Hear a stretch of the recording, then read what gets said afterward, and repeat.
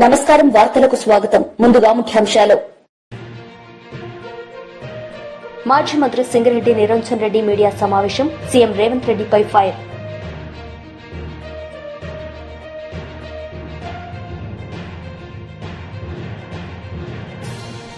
మాజీ మంత్రి బొత్స సత్యనారాయణ మీడియా సమావేశం. సీఎం చంద్రబాబు నాయుడుపై ఫైర్. 4వ రోజు ఏపీ బడ్జెట్ సమావేశంలో AP home minister Vangalapudi Anitha హాజరయ్యారు. ఈ సందర్భంగా పలు విషయాలను వెల్లడించారు. రవాణా గాని విపరీతంగా అయిపోవటం, ఎక్కడైనా గాంజా దొరికినా డ్రగ్స్ దొరికినా దానికి సెంటర్ పాయింట్ ఆంధ్రప్రదేశ్ అవడం లాస్ట్ గవర్నమెంట్ లో మనం చూసాం. దీని నేపథ్యంలో ఫస్ట్ ఆఫ్ ఆల్ ఈ క్రైమ్ రేట్ను తగ్గించాలి అంటే ఈ గాంజా నరికట్టాలి, అదేవిధంగా డ్రగ్స్ నరికట్టాలి అనే ఏకైక ఉద్దేశంతో గౌరవ చంద్రబాబు నాయుడు గారు సీఎం గారు ఒక ఏర్పాటు చేసుకుని ఈగల్ అని ఒక సపరేట్ గా ఒక వింగ్ ను కూడా ఏర్పాటు చేయడం జరిగింది అధ్యక్ష. దానికి ఆంధ్రప్రదేశ్ ప్రభుత్వం కూడా జీవోఎంఎస్ నెంబర్ 145 మొన్ననే మనకు ఇచ్చారు అధ్యక్ష. మొన్న బడ్జెట్ లో కూడా ఈగల్ కి సపరేట్ గా ఒక బడ్జెట్ ని కూడా కేటాయించారు అధ్యక్ష.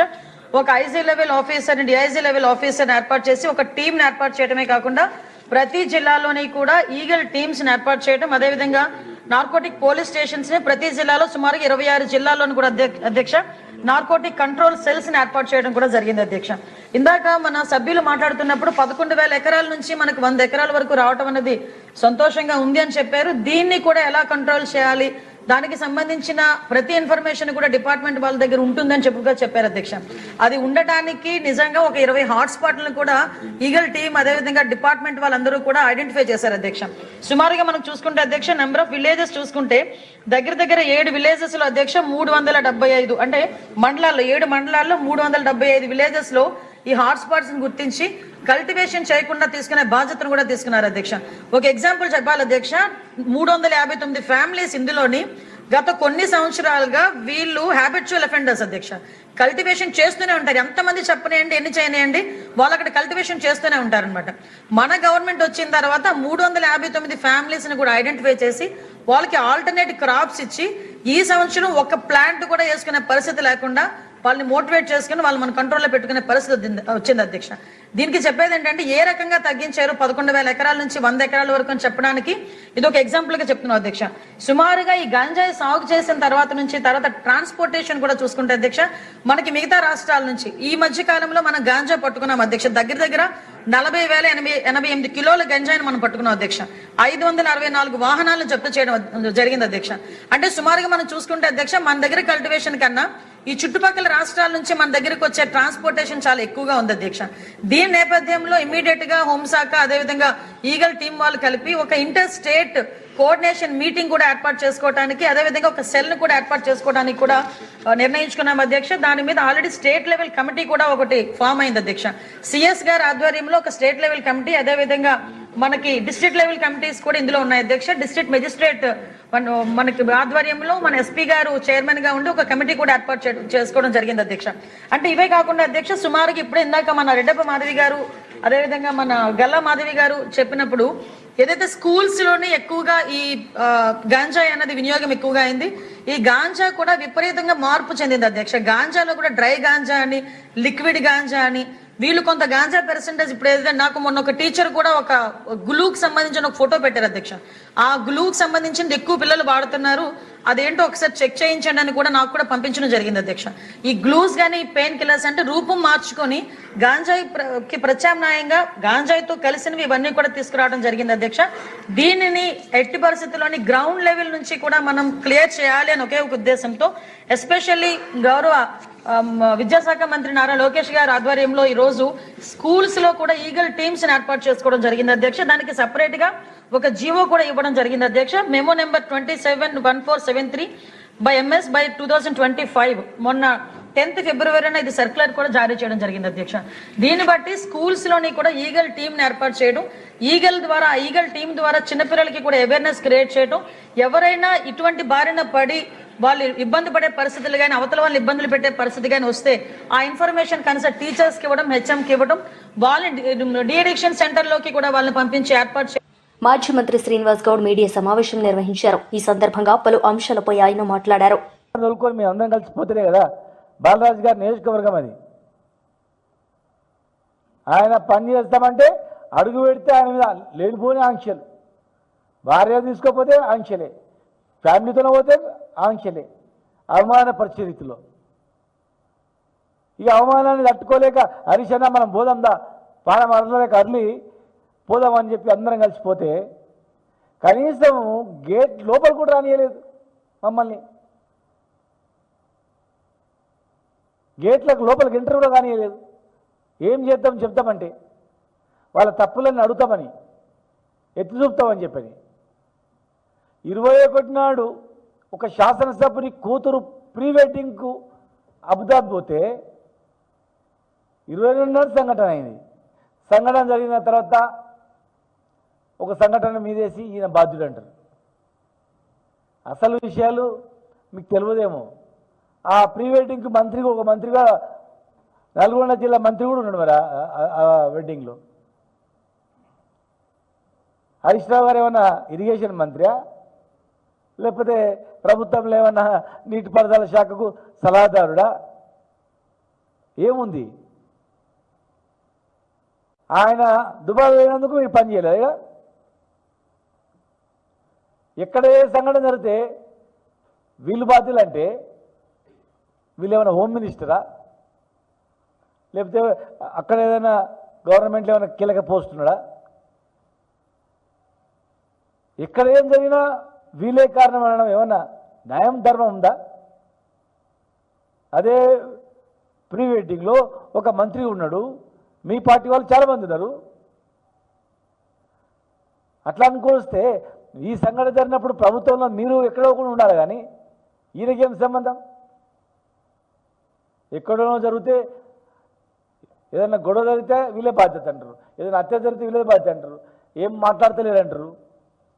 ప్రభుత్వం మీ చేతిలో ఉంది, లా అండ్ ఆర్డర్ మీ చేతిలో ఉంది. డీజీపీ మీరు చెప్పిన మాట వింటాడు. ఒక హింసాత్మక సంఘటన ఉన్నప్పుడు డీజీపీ వివరణ ఇవ్వాలా? అలాంటిది ఏం లేదు. ఎలక్షన్లో అప్పుడు ఇట్లే మాట్లాడినాం నమ్మిరు, ఇది ఇట్లే మాట్లాడితే నమ్ముతారు అనుకుంటున్నామో. ఊర్లలో పోయి చూడండి, రెడీగా ఉన్నారు వాళ్ళు, సలాకి కాల్చి రెడీ ఉన్నారు. సమయం వచ్చినప్పుడు ఏడ పెట్టాలనో ఏడ వస్తానో అవుతానికి రెడీ ఉన్నారు. వద్దస్తమానం ఎప్పుడు మాట్లాడడము, కేసీఆర్ తిట్టడం, హరీష్ రావు గారిని తిట్టడం, కేటీఆర్ గారిని తిట్టడం, ఇదే పనా?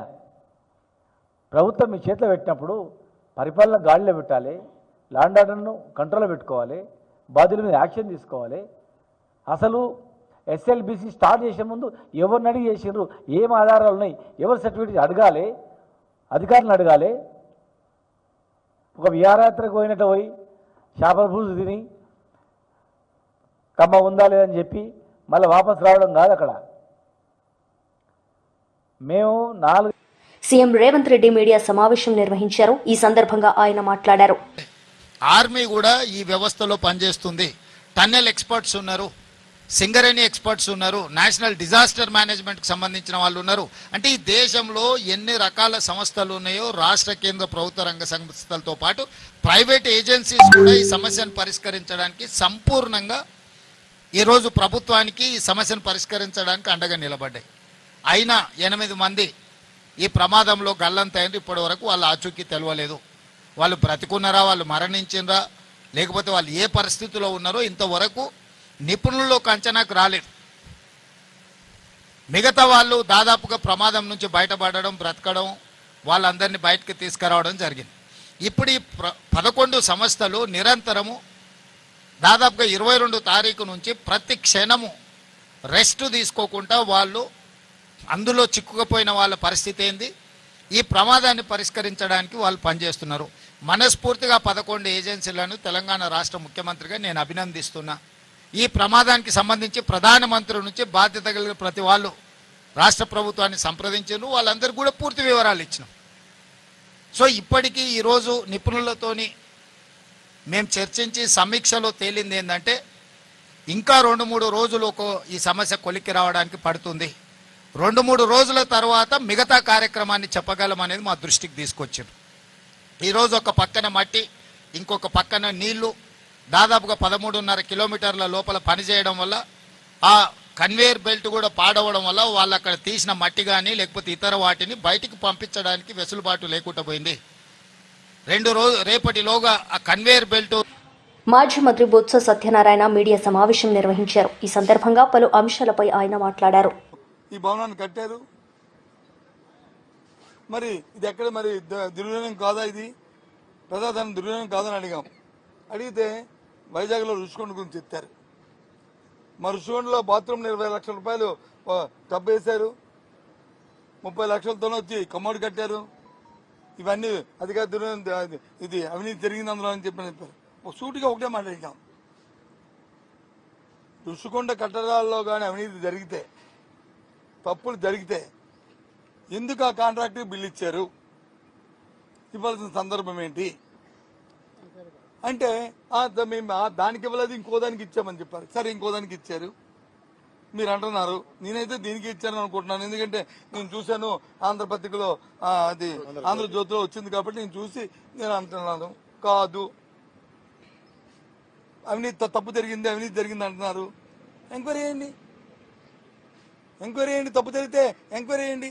ఎవడైతే తప్పు చేశాడో, ఎవరైతే 10 లక్షల రూపాయలది 1 లక్ష రూపాయలు వచ్చి 30 లక్షలు కొన్నారో, ఎవరైతే అవినీతి చేశారో వాళ్ళని శిక్షించండి, వాళ్ళు ప్రథమ పెట్టండి దోషులుగా. ఎవరు వద్దన్నారు? అడిగితే దానికి సమాధానం లేదు, దాన్ని దాటవేసే ధోరణి. ఈ రకంగా ఇవాళ శాసన మండలిలో అధికార పక్షం కుప్పగంతులు వేస్తూ అడ్డగోలుగా బుల్లో చేసే ప్రయత్నాన్ని చేస్తూ ప్రజలకి బాధ్యతగా ఉండవలసిన ప్రభుత్వం, ఆ పెద్దలు ఆ బాధ్యతను విస్మరించి రాజకీయ కోణంలో రాజకీయాల కోసమే ఇవాళ శాసనం ఉపయోగించుకునే ప్రయత్నం చేస్తున్నారు. అయినప్పటికీ ఒక ప్రధాన ప్రతిపక్షంగా, ఒక బాధ్యత ప్రతిపక్షంగా మా పార్టీ తీసుకున్న నిర్ణయాన్ని, మా నాయకులు తీసుకున్న నిర్ణయాల్ని దానికోసం మేము అడుగుతూనే ఉంటాం, చేస్తూ ఉంటాం, ప్రజలకు వాస్తవాలు చెప్తూనే ఉంటాం. అక్కడ లోపల చెప్తుంటాం, మళ్ళీ బయటకు వచ్చే రోజు మీతోని వాస్తవాలు చెప్తాము, ప్రజలకి ఈ విషయాలు తెలియజేస్తామనే విషయాన్ని మీ ద్వారా తెలియజేస్తున్నాను. మేము చెప్పాం కదండి, మా విధానం 3 రాజధానులు అవసరం చెప్పాను నేను ఆ రోజుకి. మళ్ళీ ఈ రోజు నువ్వు అడుగుతున్నావు కాబట్టి మా పార్టీ విధానాన్ని మేము డిస్కస్ చేసుకొని చెప్తాము. ఆ రోజుకి మాది 3 రాజధానులు మా విధానం. అప్పుడు ఆ రోజుకి నేను ఈ రోజుకి మళ్ళీ పార్టీ డిస్కస్ చేసుకొని చెప్తాను. మేము డిస్కస్ చేసి మేము చెప్తాము. ఆ రోజుకి మా విధానం ఇది. అందులో ఇక్కడ శాసన రాజధాని పెడదామని ఇక్కడ వచ్చి తయారు చేద్దామని అనుకున్నాం. ఈ రోజు మీరు అడిగారు కాబట్టి మళ్ళీ ఈ సమస్య మళ్ళీ ముందుకు వస్తే దాని మీద డిస్కస్ చేసుకొని మేము చెప్తాం. అదే చెప్పాను, అందుకు వచ్చి చెప్పాను నేను. ఆ రోజు కూడా 1,19,000 కోట్ల రూపాయలతో వచ్చి ఈ అమరావతి డెవలప్మెంట్ ప్లాన్ పెట్టారు.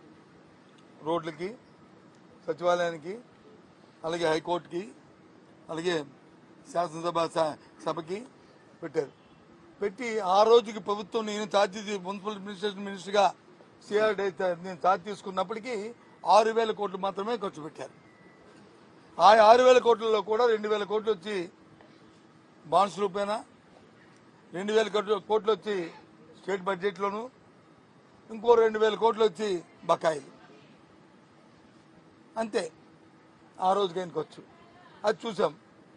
1,19,000 కోట్లు ఈ 3 సంవత్సరాలు 6,000 కోట్లు ఖర్చు పెడితే ఇదంతా ఖర్చు అవ్వాలండి, ఇదంతా కట్టాలంటే ఇంకొక 5-6 సంవత్సరాలు పడుతుంది. అంటే దీనికి 3 లక్షలు 4 లక్షల కోట్లు కావాలి. మనకు అంత ఆర్థిక స్తోమత ఉందా మన ప్రభుత్వానికి అనేది ఆలోచన చేసుకొని డిస్కస్ చేసుకున్నప్పటికీ ఒక 6 నెలలు 8 నెలలు అయింది. అప్పటికి వచ్చి వాళ్ళు ఏదో చూడడానికి ఇటు వస్తా అన్నారు. వాళ్ళు వస్తాను చూసుకొని నాతో ఎవరో మీలాంటి పత్రికా సోదరుడు అడిగారు నాకు ప్రెస్ కాన్ఫరెన్స్ లో, ఏం చూస్తారా ఇక్కడ ఏముందయ్యా చూడడానికి? వాళ్ళు ప్రభుత్వంలో 6,000 కోట్లు కూడా కనీసం ఖర్చు పెట్టి 1,19,000కి కనీసం ఒక 20-30,000 కూడా ఖర్చు పెట్టలేండి. 6,000 ఖర్చు పెట్టిందానికి ఏం చూస్తుంది? ఇది మా సైడ్ ఉన్న నాన్ లాగా సామెతలాగా ఏముంది, వల్లగాల శ్మశానంలాగా ఉంది, ఇక్కడ ఏం చూస్తారా వీళ్ళు వచ్చేది అని చెప్పాను. ఆ రోజు నేను అనలేదే, సందర్భం బట్టి ఆ మాట అన్నాను తప్ప నేను మొత్తాన్ని నేను శ్మశానం అనే ఉద్దేశం నాది కాదు. ఆ రోజు చెప్పాను, ఈ రోజు చెప్తాను, రేపు అది చెప్తాను. నా ఉద్దేశం అది కాదు. బీజేపీ ఎమ్మెల్యే మీడియా సమావేశం నిర్వహించారు. ఈ సందర్భంగా ఆయన పలు అంశాలపై మాట్లాడారు. సమయంలో రాష్ట్ర ముఖ్యమంత్రిగా ప్రజలిచ్చినటువంటి బాధ్యతని నెరవేర్చాల్సినటువంటి రేవంత్ రెడ్డి గారు భారతీయ జనతా పార్టీ రాష్ట్ర అధ్యక్షులు కేంద్ర మంత్రి కిషన్ రెడ్డి గారి మీద తిట్ల దండకం మొదలెట్టుకున్నారు. రేవంత్ రెడ్డి గారు, ఈ రాష్ట్ర ప్రజలు నీకు ముఖ్యమంత్రి కుర్చీ ఇచ్చింది ఈ రాష్ట్రంలో ఉన్నటువంటి ప్రజల సమస్యలు పరిష్కారం చెయ్యమని. మీరు ఎన్నికల సమయంలో ఇచ్చినటువంటి హామీలు నెరవేర్చ ప్రజలు ఇచ్చిన, కానీ ఒక ముఖ్యమంత్రి హోదాలో ఈ ప్రాంతం నుండి తెలంగాణ రాష్ట్రం నుండి అంచెలంచెలుగా ఎదిగినటువంటి కేంద్ర మంత్రి కిషన్ రెడ్డి గారి మీద, అదేవిధంగా బండి సంజయ్ కుమార్ గారి మీద పదే పదే విమర్శలు చేయడమే పనిగా పెట్టుకున్నారు. మిమ్మల్ని తిట్టడానికి ప్రజలు మీకు అవకాశం ఇవ్వలేదు. ఈ రాష్ట్రాన్ని గొప్పగా పరిపాలిస్తారేమో, టీఆర్ఎస్ పార్టీ కన్నా భిన్నంగా ఈ రాష్ట్రాన్ని పరిపాలిస్తారేమో అని తెలంగాణ ప్రజలు మీకు అవకాశం ఇచ్చారు. కానీ మీరు చేస్తున్నది ఏమిటి? మీరు వాడుతున్నటువంటి భాష ఒక ముఖ్యమంత్రి స్థాయిలో అంత జుగుప్సాకరమైనటువంటి భాషని వాడే అవకాశం ఉన్నదా? ఏం జరిగిందో మీకు తెలుసు. గతంలో కేసీఆర్ గారు కూడా ఇదే రకమైనటువంటి భాష మాట్లాడిండ్రు. నోటికి ఏదొస్తుంది మాట్లాడే ప్రయత్నం చేసిండ్రు. ఏం చేసిండ్రు? వాళ్ళకు ప్రజలు ఏ రకంగా బుద్ధి చెప్పిండ్రు? ఒక్కసారి ఎదుటి వాళ్ళ మీద మాట్లాడేటప్పుడు 1-2 సార్లు ఆలోచించి మాట్లాడాలి. ఎక్కడ తమ తప్పులు బయటపడితే ప్రజలన్ని వాస్తవాలు గమనిస్తున్నారు కాబట్టి ఏదో ఎదుటి వాళ్ళని తిట్టి పోస్తే మా పని అయిపోతుంది అనుకుంటే అన్ని సందర్భాలలో కేవలం తిట్లతోనే వ్యవహారం జరగదు. కొన్ని సందర్భాలలో జరిగిండొచ్చు, కొంత కలిసి వచ్చిండొచ్చు. అంత మాత్రాన తిట్లతోనే మేము రాజకీయ పబ్బం గడుపుకుంటామంటే అది సాధ్యమయ్యేటటువంటి పని కాదని ఈ రాష్ట్ర ముఖ్యమంత్రి గారు అర్థం చేసుకోవాలి. పదే పదే ముఖ్యమంత్రి గారు ఒక మాట మాట్లాడతారు. కిషన్ రెడ్డి గారికి నేనంటే కుళ్ళు, అందుకొరకే ఈ రకంగా చేస్తున్నాడేమో అనుకుంటాడు.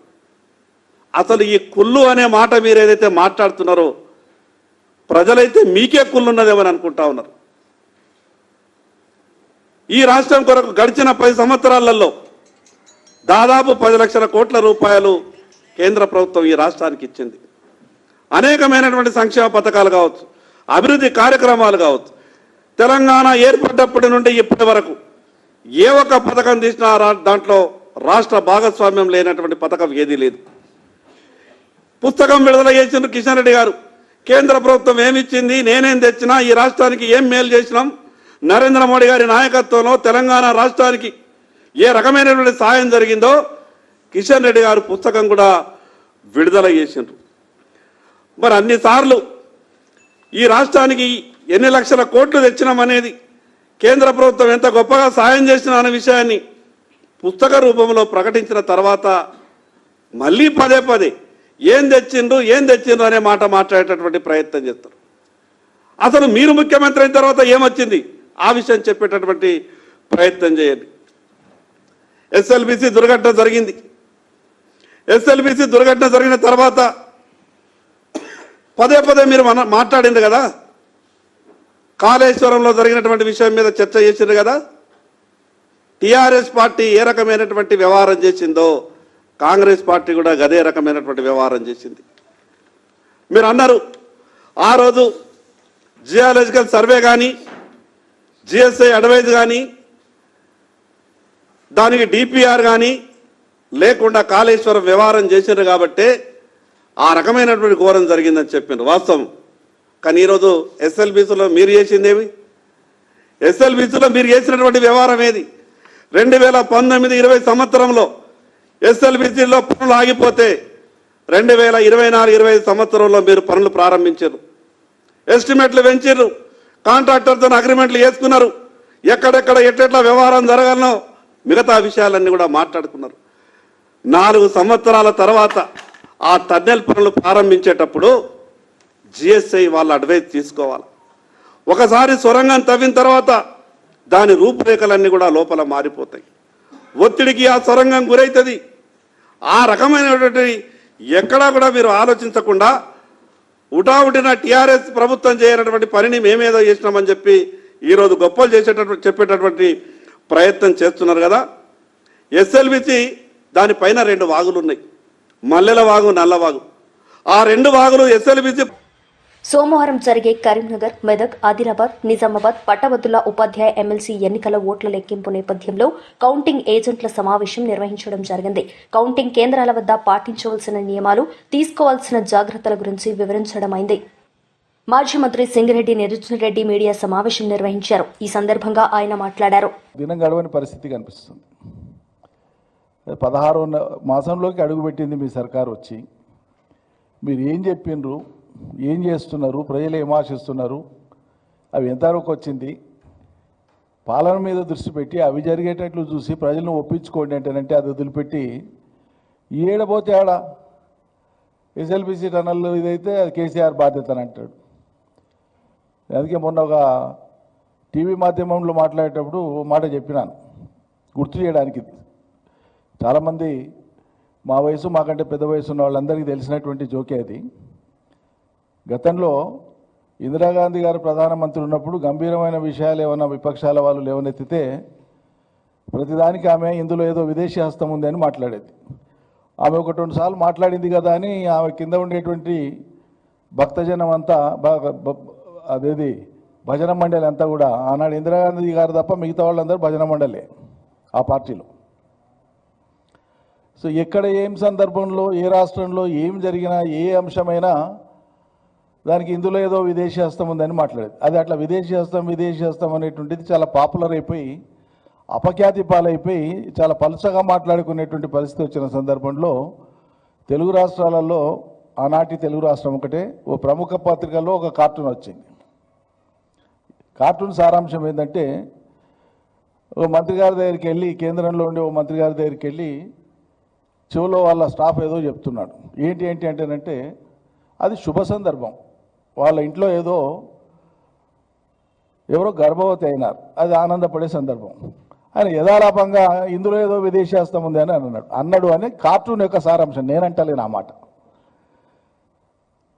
ఇంత చౌకబారుగా అసలు పాలనాంశాలకు సంబంధించి గంభీరంగా జరిగిన లోటుపాట్లు ఏమైనా ఉంటే, లేదా ఏమి లోటుపాట్లు లేవనుకుంటే కూడా మీరు ఏం చేస్తున్నారో అది గంభీరంగా చెప్పి ప్రజలను ఒప్పించే ప్రయత్నం చేయమంటే ఏడబోతే ఆడ మీరు ఇట్లా తిట్టుకుంటా పోతే ఇది మీకు ఇదే రివర్స్లో అప్లై చేసి ఒక మాట చెప్తున్నాను. ఎందుకంటే పాపం ముఖ్యమంత్రి గారు ఆయన చాలా జూనియర్ ఆ పార్టీలో, కాంగ్రెస్ పార్టీలో. 7 ఏళ్ల కింద మాత్రమే ఆ పార్టీలోకి వచ్చిన ఆయన. సరే 7 ఏళ్ల కింద వచ్చినా ఆయన చతురతతోనే రాష్ట్రంలో అధికారంలోకి వచ్చినామని ఆయన అనుకుంటున్నాడు, ఆయన వెనుక ఉండేవాళ్ళు అనుకుంటున్నారు. అది వాళ్ళ ఇష్టం, మాకేం అభ్యంతరం లేదు. కానీ నిజంగా కాంగ్రెస్ పార్టీని నమ్ముకొని ఉండేటువంటి వాళ్ళు కూడా సిద్ధాంతాల రీత్యానో ఇతరత్రనో ఆ పార్టీని నమ్మేవాళ్ళు, ప్రేమించేవాళ్ళు, ఇష్టపడేవాళ్ళు కోట్ల మంది ఉంటారు సహజంగా దేశవ్యాప్తంగా, ఇంత పెద్ద దేశం కాబట్టి. సో వాళ్ళందరి వల్ల ఒక విషయంలో రోజు మదన పడుతూ ఉంటారు. ఏంది ఆ విషయం అంటే, భారతదేశానికి స్వతంత్రం తీసుకురావడంలో ఎంతోమంది ఎన్నో సంవత్సరాలుగా ఎన్నో త్యాగాలు చేసినా అంతిమంగా మహాత్మా గాంధీ నేతృత్వం వహించిన తర్వాతనే భారత స్వాతంత్రం వచ్చింది. కాబట్టి ఆయన భారత జాతిపిత అయిండు. ఇది లోకవిదితం, మనం కాదు, ప్రపంచం అంగీకరించిన విషయం. అదేవిధంగా స్వాతంత్రోద్యమ కాలంలో వార్తలు ముగించే ముందు ముఖ్యాంశాలు మరోసారి. మాజీ మంత్రి సింగిరెడ్డి నిరంజన్ రెడ్డి మీడియా సమావేశం, సీఎం రేవంత్ రెడ్డిపై ఫైర్.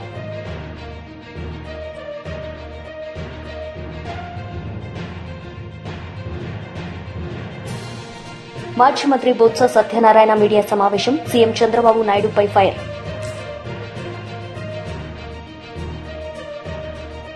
ఈ వార్తలు ఇంతటితో సమాప్తం. తిరిగి ప్రసారమయ్యే వార్తల్లో మళ్లీ కలుద్దాం. అంతవరకు సెలవు. నమస్తే.